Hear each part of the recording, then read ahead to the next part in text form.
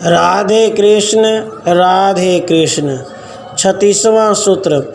श्रुति में वेद विद्या ग्रहण करने के लिए पहले उपनयन आदि संस्कारों का होना आवश्यक बताया गया है। इसलिए तथा शूद्र के लिए उन संस्कारों का अभाव कहा गया है।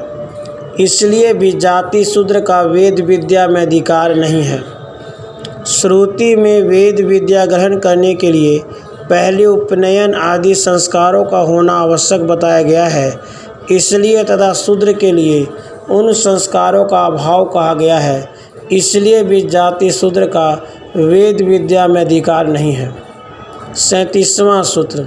शिष्य में उस शूद्रत्व का भाव निश्चित करने के लिए आचार्य की प्रवृत्ति पाई जाती है। इससे भी यही सिद्ध होता है कि वेदाध्ययन में शूद्र का अधिकार नहीं है।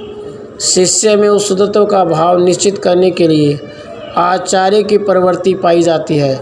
इससे भी यही सिद्ध होता है कि वेदाध्ययन में शूद्र का अधिकार नहीं है।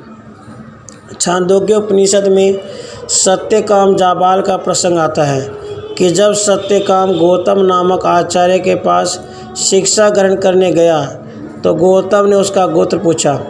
सत्यकाम ने जो सत्य था वह कह दिया कि मुझे अपने पिता एवं गोत्र का पता नहीं है, क्योंकि मेरी माँ कई व्यक्तियों के संपर्क में आती थी। इस सत्य वचन के आधार पर ऋषि ने उसे ब्राह्मण घोषित कर अपना शिष्य बना लिया एवं उसका उपनयन संस्कार कर दिया। इससे सिद्ध होता है कि शूद्र का वेदाध्ययन में अधिकार नहीं है। 38वां सूत्र। शूद्र के लिए वेदों के श्रवण अध्ययन तथार्थ ज्ञान का भी निषेध किया गया है। इससे तथा स्मृति प्रमाण से भी यही सिद्ध होता है कि वेद विद्या में शूद्र का अधिकार नहीं है। वेदों में शूद्र के अध्ययन श्रवण अर्थ ज्ञान आदि का अधिकार नहीं दिया गया है। पाराशर स्मृति में कहा गया है, वेदों के अक्षरों का अर्थ समझने के लिए विचार करने पर शूद्र तत्काल पतित हो जाता है।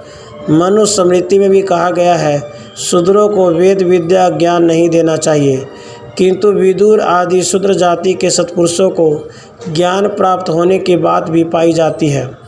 इतिहास पुराणों को सुनने और पढ़ने में चारों वर्णों का समान रूप से अधिकार है।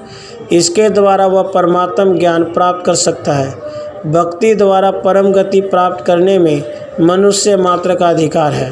वेदों के अध्ययन के लिए कुछ योग्यताएं अपेक्षित है, वे शूद्र में नहीं पाई जाती, इसलिए उनको यह अधिकार नहीं दिया गया है। 39वां सूत्र। पूर्वोक्त अंगुष्ठ मात्र पुरुष परब्रह्म ही है, क्योंकि उसी से समस्त जगत पे चेष्टा करता है और उसी के भय से सब कांपते हैं।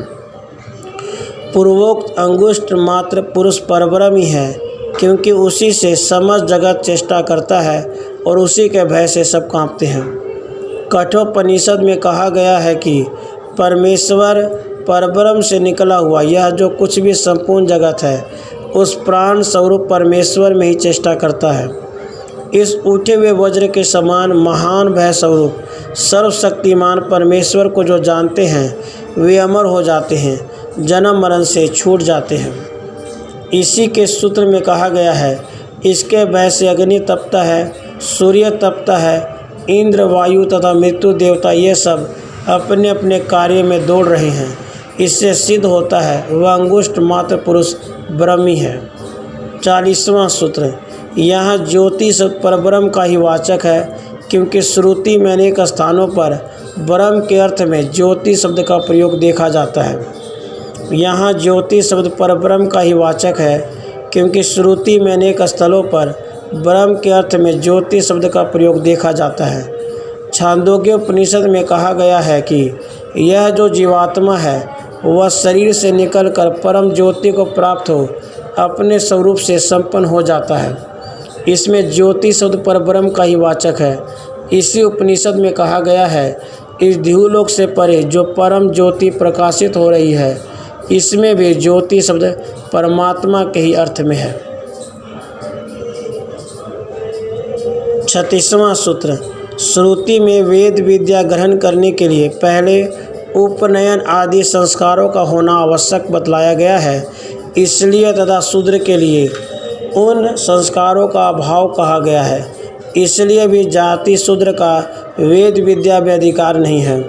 37वां सूत्र, शिष्य में उस शुद्धत्व का भाव निश्चित करने के लिए आचार्य की प्रवृत्ति पाई जाती है। इससे भी यही सिद्ध होता है कि वेदाध्ययन में शूद्र का अधिकार नहीं है। 38वां सूत्र, शूद्र के लिए वेदों के श्रवण, अध्ययन तथा अर्थ ज्ञान का भी निषेध किया गया। इससे तथा स्मृति प्रमाण से भी यह सिद्ध होता है वेद विद्या में शूद्र का अधिकार नहीं है।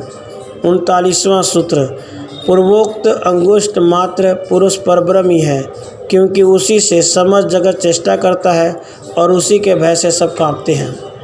40वां सूत्र, यहाँ ज्योति शब्द परब्रह्म का ही वाचक है, क्योंकि श्रुति में अनेक स्थलों पर ब्रह्म के अर्थ में ज्योति शब्द का प्रयोग देखा जाता है। राधे कृष्ण राधे।